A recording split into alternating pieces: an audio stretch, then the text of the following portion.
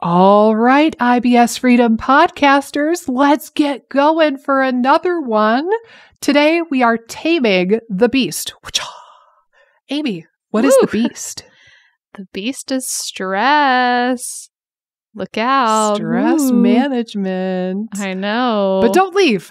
I know. Wait. Yeah. I think again. But wait, there's more.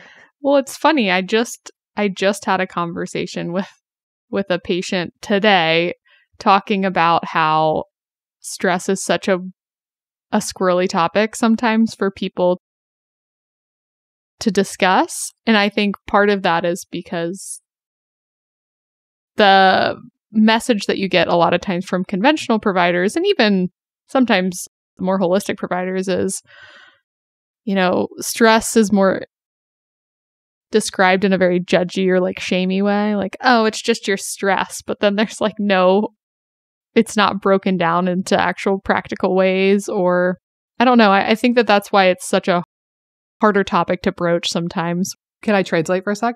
Yeah. I think it makes me think of like in the IBS space when people are told, oh, you just have IBS, here, take an antidepressant, or you just have IBS, here, take an anti-anxiety medication. And the vibe that I get, and I think a lot of people get, and the rough translation that happens in our heads is, you have IBS because you're a damn crazy person. Just don't be crazy no more, and you'll feel fine. Here, take this pill. Get out of my office. It's very dismissive. Yeah. And again, like you said, judgy. And it's, first of all, if you are living and breathing right now on planet Earth, I guarantee you have stress. Right. So no shame, no stigma, no ickiness around this. But the thing is, some of us cope with stress more efficiently than others. And that's what I really want to focus on primarily today. But Amy, if I may share again, before we hit record, I was telling you that in my mind, this conversation has two flavors to it, two kind of avenues.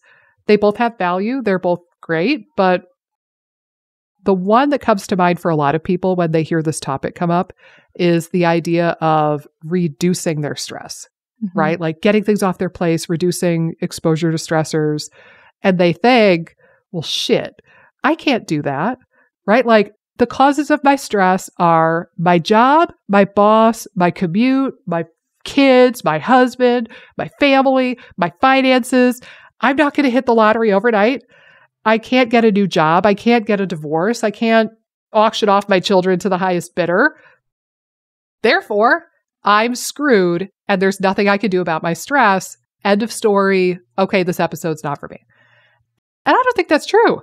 I think that, there is value in decreasing your exposure to stressors, right? Like we've talked about some cases privately. Like I had a guy, I guarantee you without a shadow of a doubt in my mind, the reason his gut was so tremendously effed up and sensitive is because he was dealing with a toxic, narcissistic, nasty mom. And he was the caretaker for this woman. And he, we talked about the idea of maybe getting her an assisted living facility or in a nursing home. And he, loyal to a fault, he just wouldn't do it. Right. And so there are definitely scenarios where you need to actually get rid of the stress in order to heal. Like in that situation, I don't know if there's enough ashwagandha on planet Earth to help him with his nasty, toxic, narcissistic mom.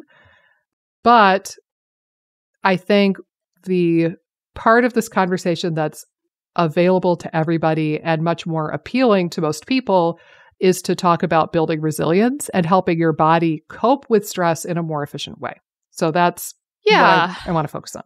Yeah. So it's like two parts. I almost think it's analogous to almost thinking of stress as something that fills a bucket. So, when thinking about things that you can maybe remove that will lower the amount of stress you're taking on, I almost think of that as you're dumping some of the water out of the bucket. I think that some of the other strategies, things that maybe you can build in to build your resiliency and build your stress tolerance, that's almost like building a bigger bucket or, increasing the size of your bucket so you can take on potentially more stressors without it overwhelming you to some degree. Yeah, and it's a little bit analogous to the histamine bucket in a way, right? Yeah.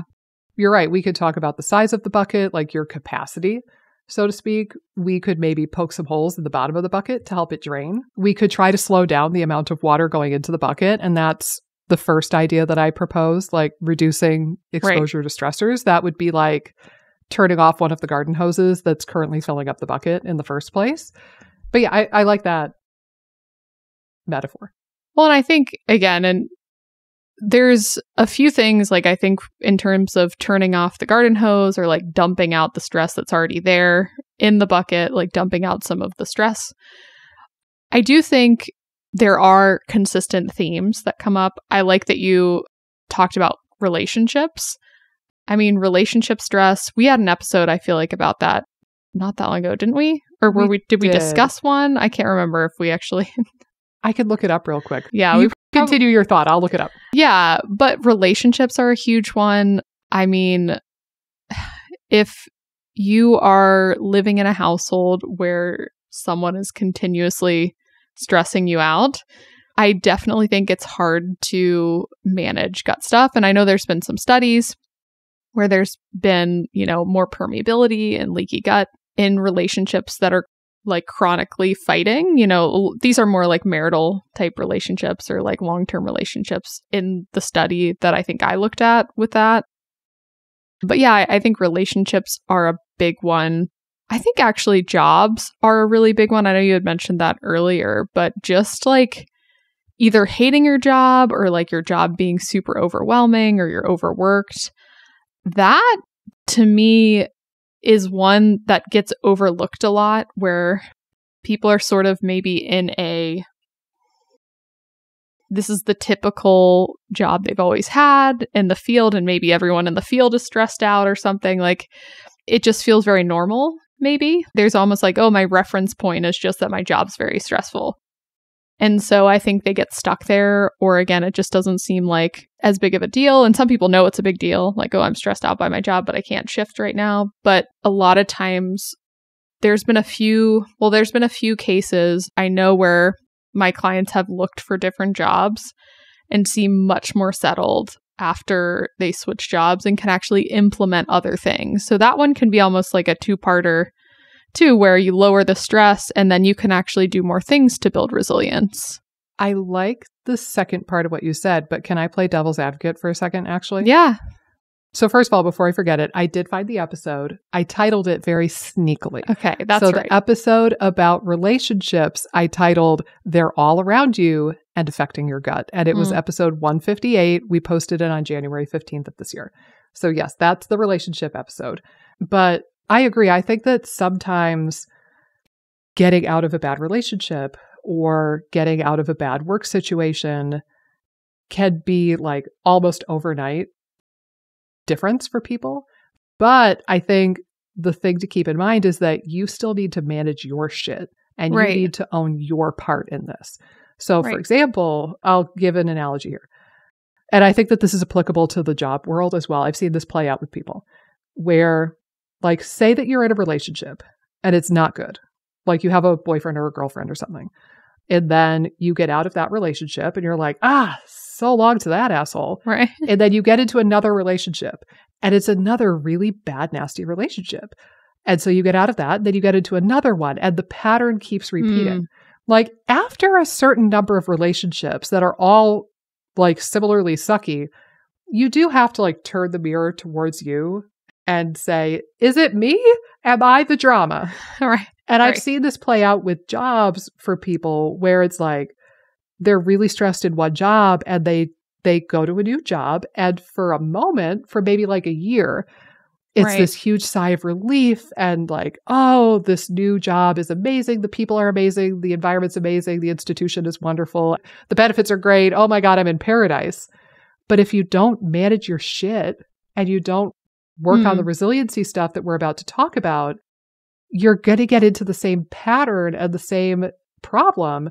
And I've seen like family members do this where they are in different jobs and the same kind of problems and the same themes carry forward. And again, it's like at some point you have to look at your own stress management and your own resiliency and your own priorities, I guess. And that, I think, can fall by the wayside if you're only focused on the like removal or decreasing of the stress exposure element. So anyway. That's a really good point. I also think with job stuff too, and even with relationship stuff, I don't think each of us are saying that, oh man, the relationship's not doing well, like throw it out, or like you're having some issues at your job, like definitely quit. There's definitely situations where, you know, marriage counseling or couples counseling can be really helpful. So you can kind of figure out where you are on that continuum.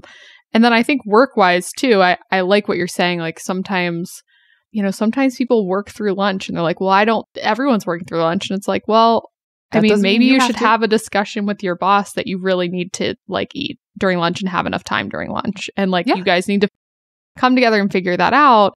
So again, I think that sometimes, again, being proactive too within those situations can actually really help the situations too. Like, oh, you are having an issue with some aspect of your job. Can you talk to your boss about it, or figure out maybe you switch to a different part of the company, you do a different job or get switched to a different project, or again, talk about hours or something, or you need extra help. Like, I think that, like, again, there's situations where like you can ask and maybe be denied. Like that could happen. But I mean, I do think that sometimes it takes being a little bit more proactive if you are in some of those situations. And sometimes it's going to be pointless depending on what's going on job-wise. Like maybe it's just, you know, it would go terribly or that it would be pointless. But most of the time, I think people will try to work with you and help you out. Or at least that's what I've seen generally when I've had clients who like needed a lunch break or kind of wanted to talk to their boss about cutting hours or something. Most of the time, I found that like a reasonable employer will try to like help you out and care about their employees. But, you know, I think, again, it just depends. Well, and you never know until you try, right? The answer is always going to be no up until you ask. And once you ask, the answer might still be no, but at least you know at that point, right? Like, so anyway, I think there's that element of like, it doesn't hurt to ask. The other thing too is for some of this stuff, maybe it's not a matter of asking. It's a matter of standing up for yourself and saying, this is what I need. It's not an option. And I will confess, we both are self-employed. So if we need to have a tough decision, a tough talk with our boss, we're going to talk to ourselves. Right. I have not been employed by somebody else in over a decade at this point. So I'm a little bit rusty on this. But like, I'm just thinking through one. So I can kind of gauge where my mom is at sometimes with her work stress handling. And one of the ways that I've seen this over the years is that I've seen the same woman under high stress, high mucky muck jobs. I have seen her say with a straight face, she can't drink water during the workday because she doesn't have time to pee. That is unreal. Huge red flag. Like that's real bad, right? Like if you were in a situation like that, I think it's very reasonable to get up out of a meeting occasionally or be a minute late to a meeting or tell your boss, like, look, this is how it is. I'm a human. I'm going to need to pee. End of story. Right. It's like the most extreme example. Yeah. Because I feel like most people don't have to say, hey, boss, I'm struggling with pee time. Yeah. I'm going to need to pee every now and then. Well, the thing is, here's the kicker, though. It was her own doing, to the best of my knowledge. Right. So I've seen the same woman in the same high pressure jobs prioritize her health and go on walks every single lunch break and like clock in at 9, clock out at 5. So I've seen her in different phases of her work life where like she's working 70 hours a week, checking emails at home, double fisting coffee to try to stay alive, and she doesn't have time to pee during the day. Right? Like I've seen that version of my mom in her work career, and I've seen a version of her where she makes the time to take care of herself. She takes the time to walk. She does hydrate. She does pee. She does take a lunch break, and she clocks in and clocks out at a reasonable time. And for the rest of it, she just says, fuck it. Right. I'm off the clock, man. I'm done. Right. So again, it's like, you could look at somebody like that and say, oh, you just need a new job.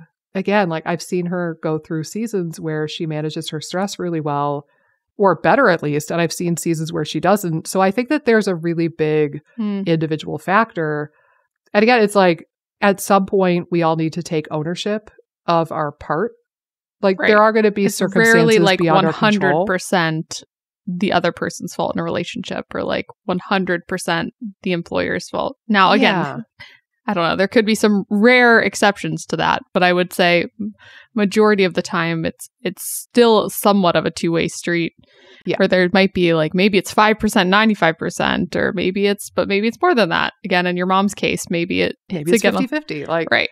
So and here's maybe one way to frame it too that I saw. I think this was in some sort of coaching program. I forget if it was the behavior change one that I'm in right now.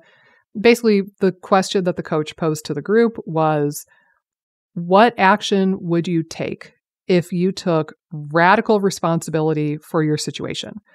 If you said 100% of this is on me, what would you do then? And I thought that was a really interesting question to pose. Like, right. Because again, I think a lot of times people are eager to point the finger and eager to deflect and say like, well, it's not a me problem. The job is the problem. The commute is the problem. My husband is the problem. My whatever is the problem. My IBS is the problem, and I wouldn't be stressed if it wasn't for that. But let's even just take away the game of like what percent is attributable to this thing versus this thing versus you. Again, what if 100% of it was all because of you? With that knowledge, what would you do? What would you change? What would you start to change in your life? And maybe you could do those things anyway, like even if it's not 100% on you, would it hurt you to have more resilience and work on your shit? Right. Probably not. Even if it's only 50% on you, I think that that's still going to be really tremendous. Yeah, for sure. But I do think in terms of like the pouring out, probably relationships and job stress are the biggest ones. But I think this blends into those two. Like lack of free time to some degree could maybe play into it, or like, you're a new mom or like you have multiple young kids. Like situations like that, I think it could be so lovely having children and all that stuff. So it's like good stress in a way, but it's still stress. Right. It's still stress. I think there can be situations like that. And again, like you're not necessarily going to dump out your children. So those might be situations, or we hope not. Those would be situations where maybe building resilience or trying to find ways to where like your partner helps in different ways or that you get more support might be beneficial. But I do think that there's situations where like lack of time for rest or to like do things that you enjoy might be a bigger factor for certain people too. So like that's another one. But again, I don't know if that's necessarily pouring out now that I'm thinking about it. I don't want to get too lost in the accuracy of the metaphor, but I think it's still helpful, certainly. And you make a valid point, but I will also throw this out to play devil's advocate again. I think you're right, but I think a lot of people are going to identify with the idea of not having time. And I don't think that that's going to be 100% true for 100% of those people. And what I mean is a lot of people feel like they don't have time because they are prioritizing things or in a different way. So I'll just reveal mine. So I have long felt like I don't have a lot of time. Like and granted, like I have a YouTube channel, I have a podcast, right. I have private patients, I've got FODMAP freedom, I've got a kid, I've got a husband. Like I do have a lot of things on my plate. But one thing that I recently realized, and my husband did as well, is that we were wasting a lot of time scrolling on our phones.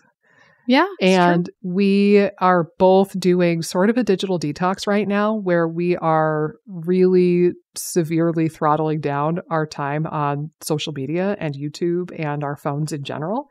And when we're getting ready for bed at night, we are reading an actual paper book. Do you remember those, by the way? They still make them, Amy. They still make them. There are whole libraries full of them. But we are reading actual paper books for a little while before bed. And guess what happens? You don't get sucked into the scrolling for half an hour and time just vaporizes and whooshes by your head. You don't get that with a book.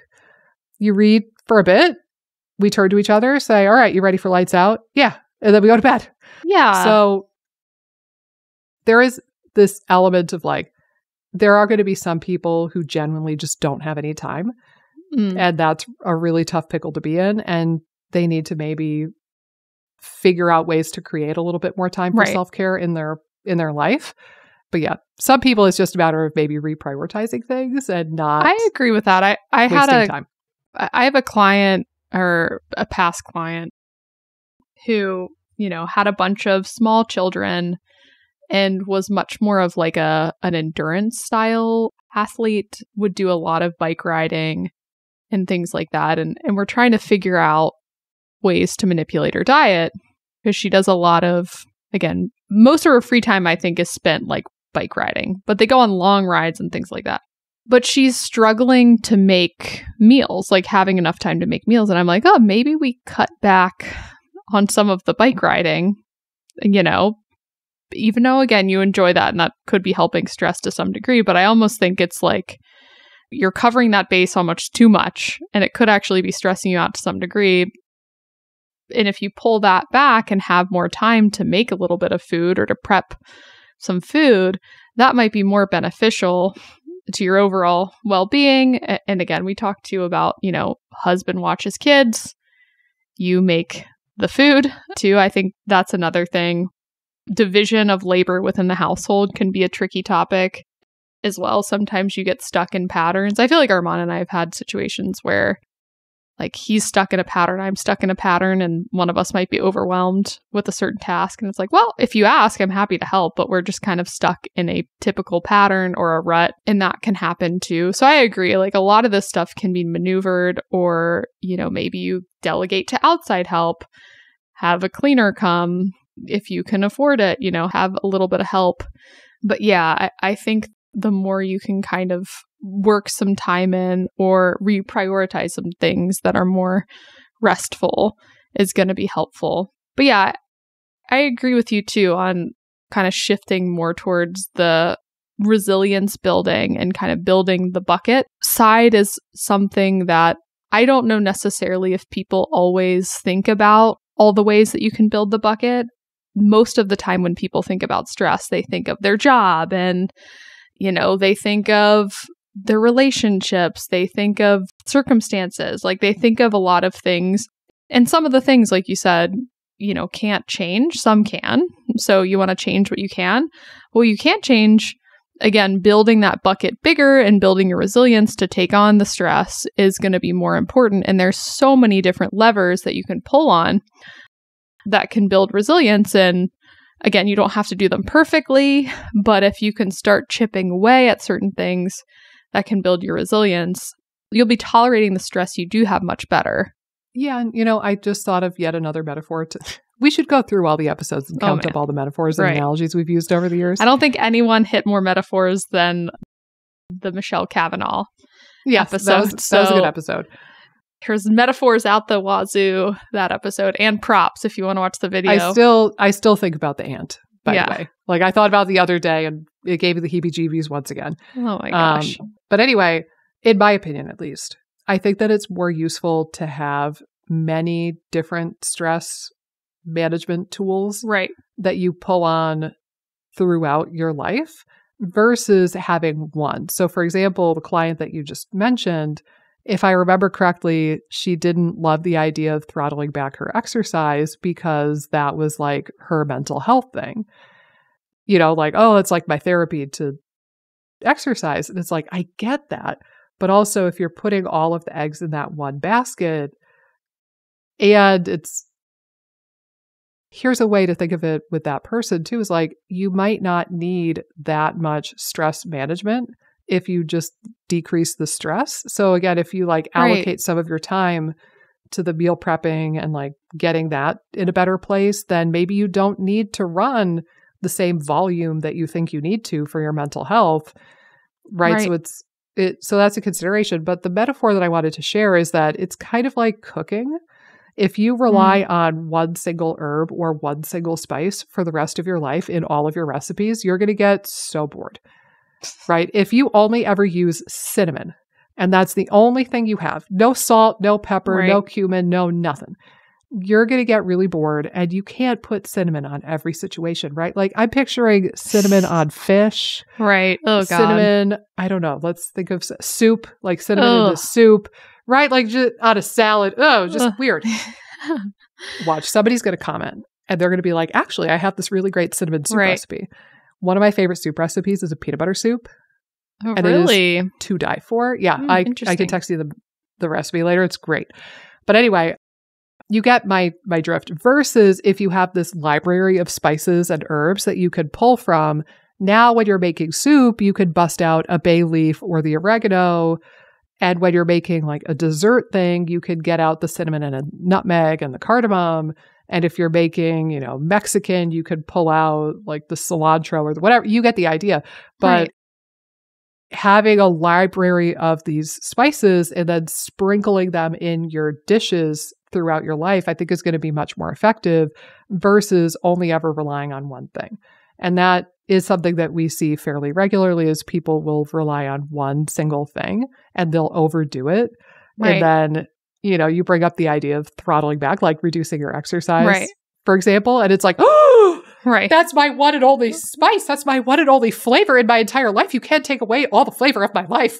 And it's horrendous to them. But that all being said, I think that movement can be a really good way to, make the bucket bigger and build resiliency.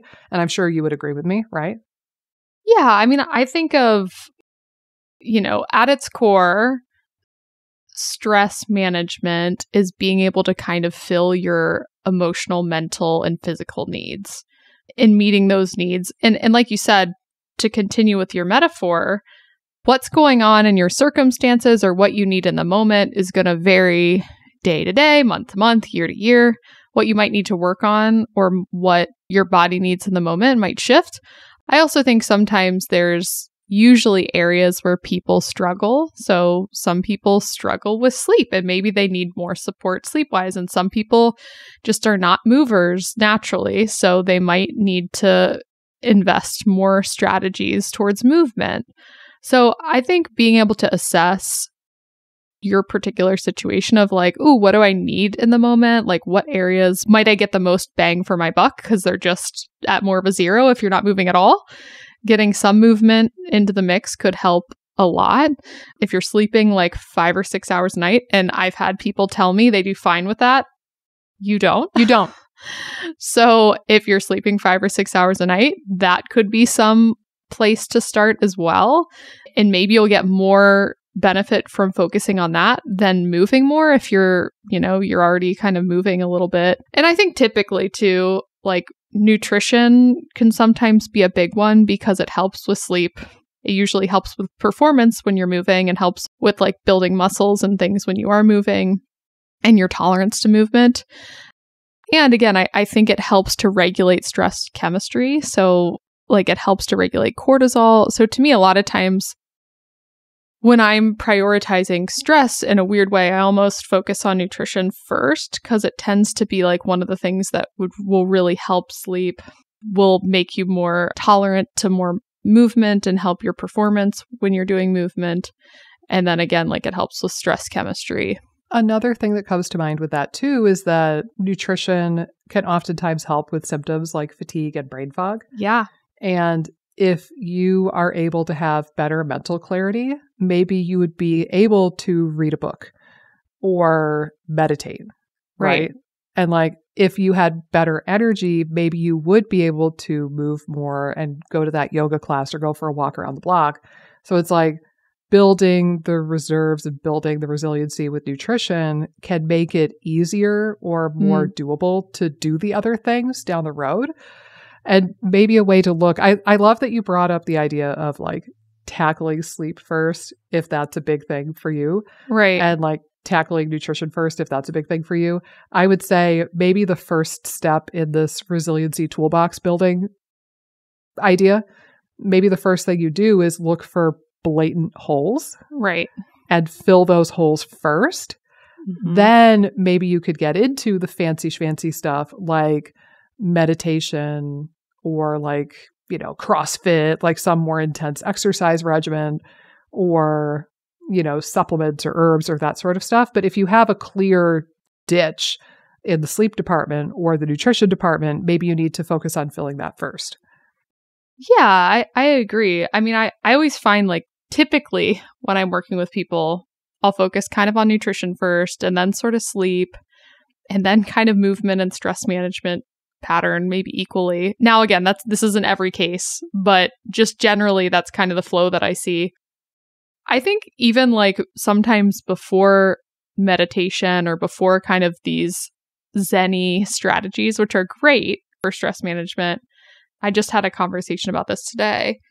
And I know we've talked about it a bunch, but just thinking about how much joy and pleasure and like activities that really spark your vagus nerve, kind of turn on your pleasure enjoyment centers for you personally is a really big one. We have people that are like, okay, I meditate 30 minutes every day. And it again, like similar to having the same flavor every single day, regardless of the day or regardless of the need, I think can create some, maybe you won't have as good of a result potentially if you're focusing just on one strategy. And again, meditation's great, so I'm not knocking it. But I think sometimes people think like, oh, I'm good. Stress management's good. I'm meditating. I'm like done. I'm doing nutrition. Like I'm doing some of these like baseline things. But I think if you're still deficient in joy or connection and feeling kind of disconnected from pleasure and enjoyment, it's going to be harder to build your bucket. And again, that can be a huge piece for people, especially coming from the gut health space, because balancing that, the gut health journey to joy ratio is often not great. I know it wasn't great for me, where, I was spending way too much time trying to fix the gut stuff and way less time trying to find enjoyment and pleasure. I would say I was probably spending no time finding joy and pleasure because I was thinking, I had to fix the gut stuff first. Mm-hmm. And the irony is that we say this on a podcast. Right. So almost automatically, every single person listening to us right now probably falls into this category. There might be one person out there who's like listening to us on their commute into work today, and that's genuinely the only research time that they spend trying to figure out their gut. But probably a lot of the folks listening are on the Reddit threads and the Facebook groups and the Google and the YouTube and the podcast and the summits and all the things.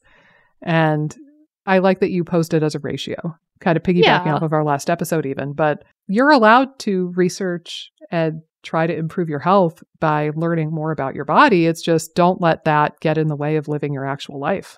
Right. And I recently too, had a conversation with a client, and we're working on nutritional elements and things like that. And we're trying to figure out like, what's like the biggest thing that you feel like you're missing right now? Like, is there anything like connection, joy-wise? We kind of talked about like creativity, like sometimes people miss that. Like they want to take like an art class or like learn something new, like that novelty sounds really good and like really lights up their nervous system. Basically, we like discussed a few things. And again, she was just wanting to connect more with, they had moved, I can't remember how long it had been, but they had moved. And so meeting new friends, especially as an adult, is not always easy and can be challenging. So,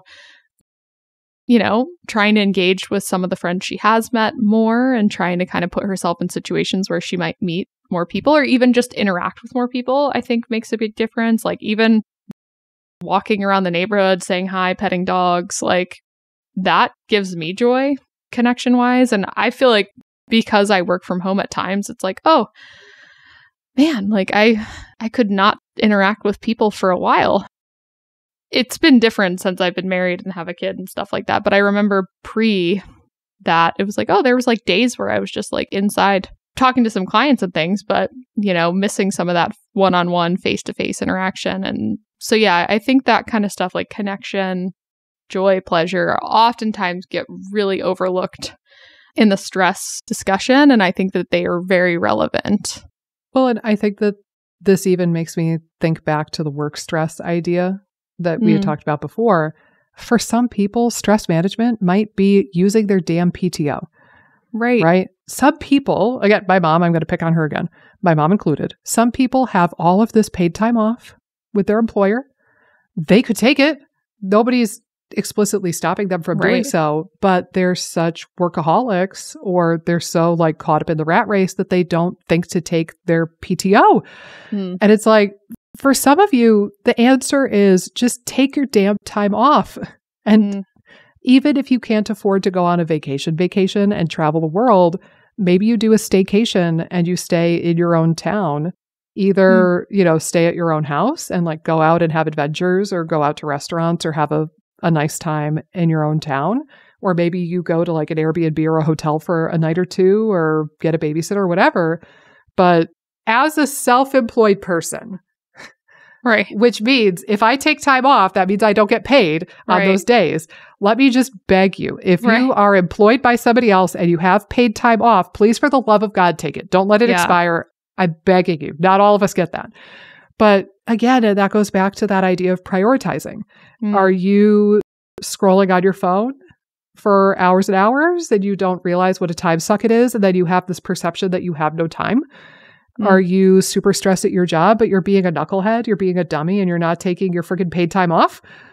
Like, some of these things are very fixable. This has struck a nerve with you with the paid time. Well, it's funny because now there's some jobs where they don't really, like, they can take unlimited, and that's really a mind trip for people to try to figure out how to maneuver that. Yeah. Because I think there's been some studies that people take less time off when they have unlimited, because that feels like a trick. Yeah, it does. To some degree. Well, it makes me want to move to Europe. If anybody's listening from Europe, you can comment in the comments on YouTube. I will read them.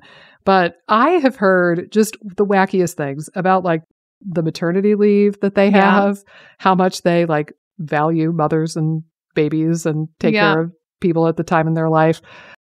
But also I've heard rumor that European companies give way more paid time off than American companies. And it's really bizarre. But yeah, I could see American companies being like, yes, it's unlimited. And then like using that against you somehow, or tricking you into taking less time because now you don't have a number. I think with paid time off, it's like you get a certain number of days per year. And so you have a metric to kind of, you have a finish line to chase after almost. But yeah, when it's unlimited, it feels, it feels tricky. Yeah, it's almost like you can take like you all you want, but we're watching you. Yeah.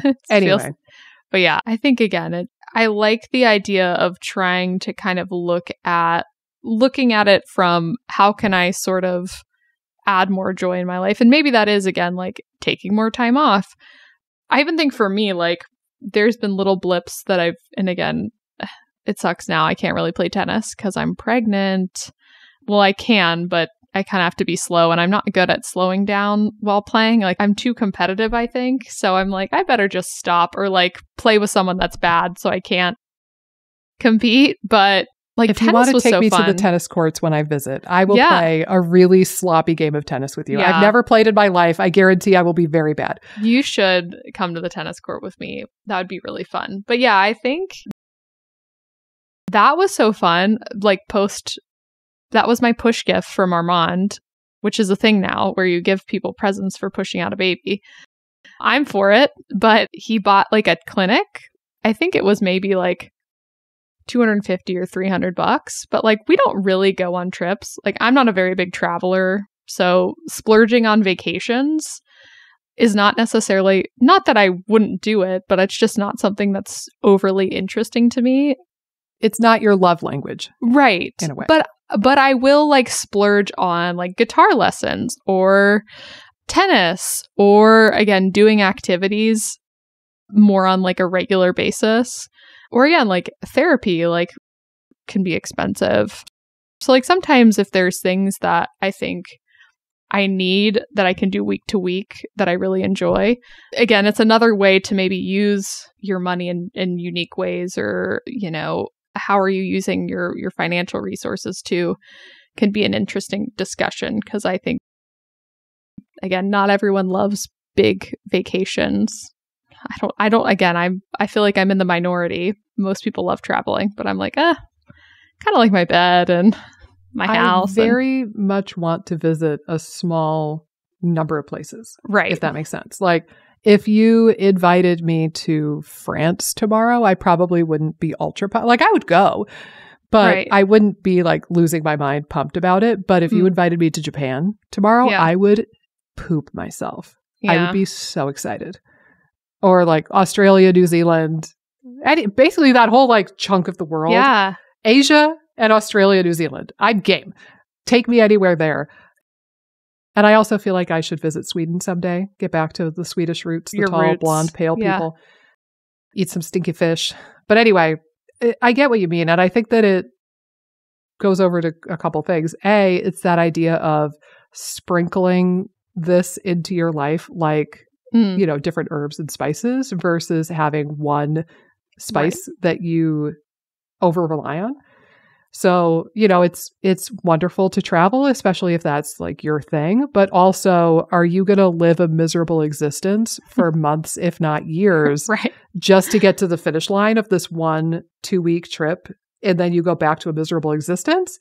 Does that make sense? Or does it make more sense to like make your day-to-day life better and maybe go on fewer trips? I mean, this is all obviously up to the individual, but that's how I rationalize it.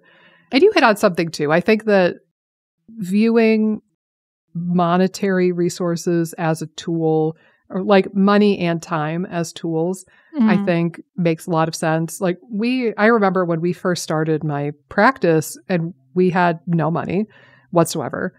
And I remember, you know, there were various points where we had the decision of spending money and making something easier or less time consuming, or putting in the time and effort to do it ourselves. And at the time when we had no monetary resources, but we had a lot of time on our hands, right? Because I didn't have a lot of patients yet. I wasn't that busy yet. At that time, it was the smarter decision to spend the time doing whatever the thing was versus spending the money, which was finite for us.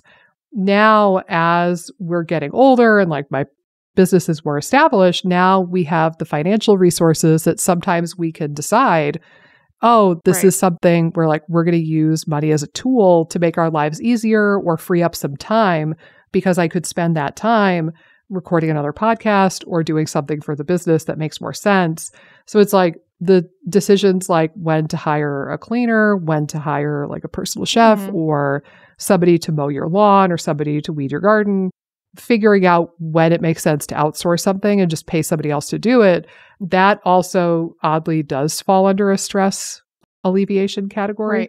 And I'm glad that you brought that up, because that's another thing. Some people might have the ability to spend money on something and make their lives a hell of a lot easier, and they're just not doing it yet.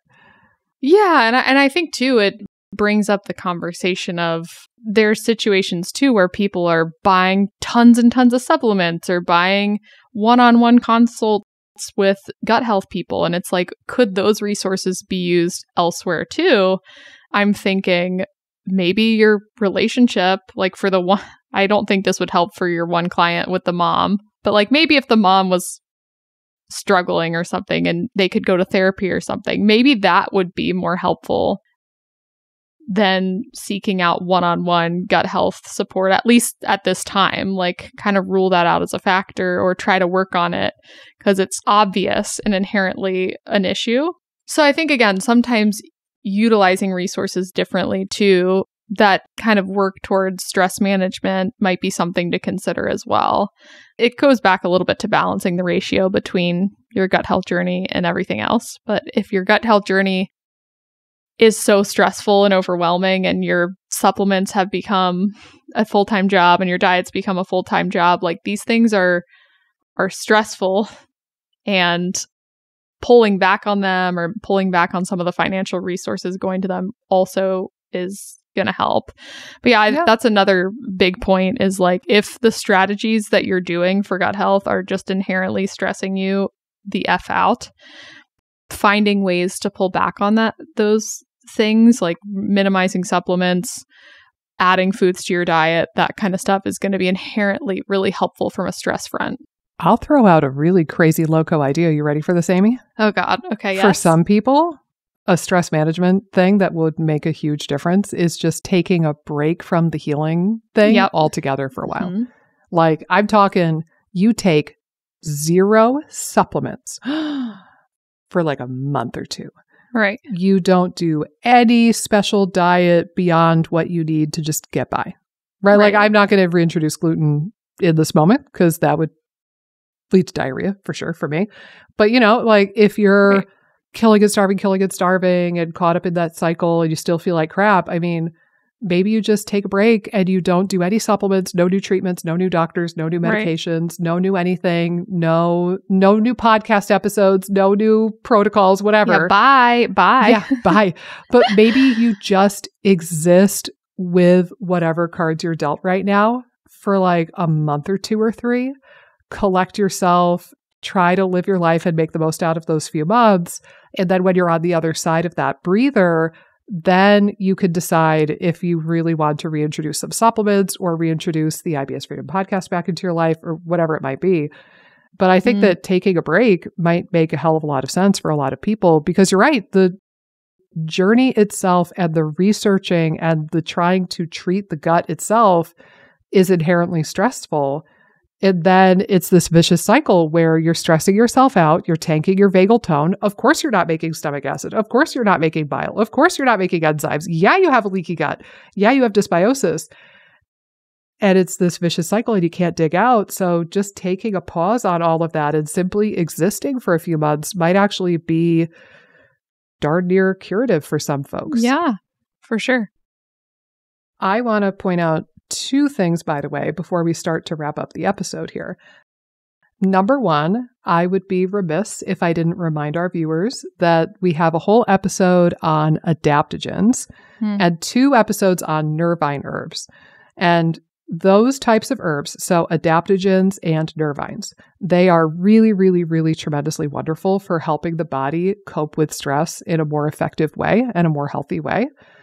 The adaptogen episode is titled Y'all Need Adaptogens, and it's episode 157. I don't remember the numbers for the nervine episodes, but it was in season 1, so it would have been somewhere between something. Yeah, it was somewhere in like the 50s maybe. So, and I think I titled those episodes Nerves for Stress, Nervines Part 1 and 2. Yep. So that should be pretty easy to get a hold of. Another thought also, to piggyback off something I said earlier. So I mentioned that my husband and I are doing a bit of a digital detox and we're just spending less time on the phone in general. 2 things to help further that idea. A, there are apps that will either kind of babysit you and limit the time that you're allowed to spend on certain apps. And they will also track the amount of time that you have been on an app and how many times you've opened them. So let me just embarrass myself. Hold on. Oh, God. Okay. So the one that I have is called Stay Free. STAYFREE. It's all one word. And it's like a little rainbow clock is the icon. Hold on. Okay. So far today, it's actually not too bad because I've been doing better. So far today, I have been on my phone for 44 minutes and 34 seconds. We're recording this at 3:30 in the afternoon right now. So that's like almost an hour of my day has been on the phone, which is... What constitutes like being on the phone? Like, is listening to something? Because sometimes I'll listen to podcasts. Like, does that constitute? It would still count it. So for example, my breakdown, I was on Marco Polo sending a message to the nutritionist who works for me. I was on Marco Polo for 13 minutes, Instagram for 10 minutes. That was pure, just like, oh, I'm going to scroll. So that was a useless time. YouTube for 7 minutes. I'm pretty sure that was a dude dad video. That was just mindless blah. My messaging app for 5 minutes, Facebook for 3 minutes, Facebook Messenger 1 minute and 15 seconds. You get the idea. Then there's like miscellaneous, Gmail, the bus app for my kiddo. But, it'll give you a real breakdown. And then if you really want to get honest with yourself, you can click on an individual app and it will tell you how many times you've logged on to that particular app. So this one is particularly horrifying for things like Instagram, TikTok, Facebook. I remember there was one day, maybe like 2 weeks ago or something, where it said, oh yeah, here's the amount of time that you've been on Instagram and you opened this one app 43 times today. Oh my gosh. How do you open an app 43 times? Again, you don't realize how much of a suck it is. That means I was just kind of unconsciously, habitually opening the app. I mean, multiple times an hour? I don't know. Anytime I had a moment to breathe, I was opening Instagram. So for the record, I've only opened that app 3 times today. So that's actually pretty good. I'm doing better. But what I like about apps like these is I can have these little come to Jesus moments and I can realize how much time I'm actually spending on them. Right. But also you can set limits. So I only allow myself to go on Facebook for 5 minutes a day. That's my quota. And when I reach that quota, it kicks me out. And also I have a work window where I'm not allowed to go on YouTube or Facebook at all from the hours of 9 a.m. to 5:30 p.m. because that's work time, that's productivity time, and I'm not allowed to go on those 2 particular apps. So anyway, that could be helpful. One other plug for the social media idea is go through all of your subscriptions and your news feeds and clean house a little bit. Like go through your Instagram and see, for each individual account, like, do you really want to follow them? Is it really adding something of value? Are you really adding joy to your newsfeed? Or is it all cluttered up with like parasite experts who say that every single person has a parasite on planet Earth and we all need to do cleanses? You need to buy this 10 supplement bundle for 4 months. And it's my proprietary brand. Yeah, right. Yeah. So just kind of go through your list on, YouTube, Instagram, TikTok, whatever, and just clean up shop a little bit and see if there's anybody that you want to get rid of. But do make sure that you're subscribed to us on Instagram and here on the podcast. I think that we do a pretty good job of providing practical information and not scaring the bejesus out of you. At least, I hope you feel the same way. Bejesusing? Bejizing? Out of anyone. We will not bejize you. How about that? Well, without further delay, speaking of the Instagrams, will you remind the good kids at home what your Instagram handle is, Amy? My Instagram handle is Amy_Hollenkamp_RD. Wow. There was a moment of confusion. Well, I was like slurring my words. I think my pregnancy brain is coming out. She's delirious. We're just going to blame it on my pregnancy brain. I'm going to blame everything on my pregnancy brain. And now you can publicly do so because the cat's out of the bag.